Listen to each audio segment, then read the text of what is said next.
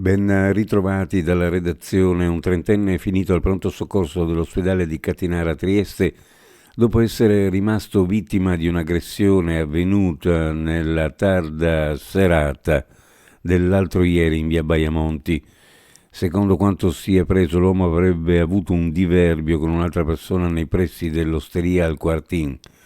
Il trentenne, secondo quanto riferito, sarebbe stato raggiunto da una sprangata. L'aggressore di nazionalità italiana è riuscito a darsi alla fuga prima dell'arrivo della squadra volante della questura di Trieste, che conferma il violento episodio. Sul posto anche un testimone. 4 passeri in manette in pochi giorni, con il traffico di esseri umani in direzione dell'Italia più vivo che mai. A finire nella rete della polizia slovena un trafficante ucraino, un moldavo, un turco e un rumeno, tutti di età compresa tra i 48 e i 23 anni. Sul fronte della gestione del business legato all'immigrazione clandestina, la presenza di cittadini di nazionalità ucraina.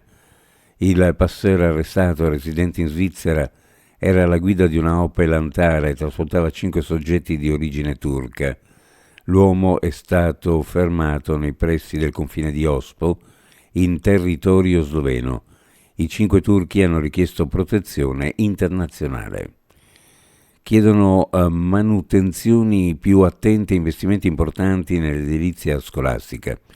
Sono gli studenti del liceo Petrarca di Trieste scesi in piazza ieri in segno di protesta dopo che venerdì scorso una porzione di intonaco staccatasi dal soffitto di un'aula della succursale di via Tigor è crollata, ferendo lievemente una studentessa.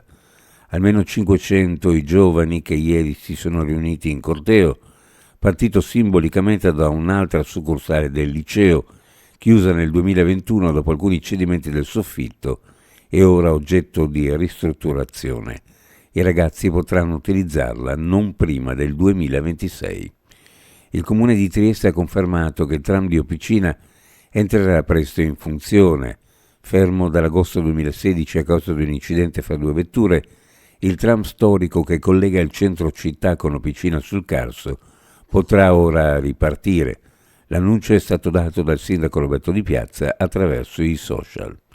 Uno sguardo alle previsioni meteorologiche. Oggi sulla zona montana cielo da poco nuvoloso variabile, con inversioni termiche marcate nelle valli, specie di notte su pianure e costa cielo da variabile nuvoloso, con possibili foschie o nebbie, più probabili comunque su bassa pianura e costa nelle ore notturne e nelle zone verso il Veneto.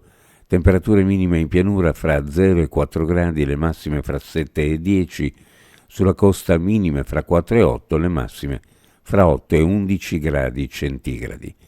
Previsioni a cura di ARPA e FVG Meteo.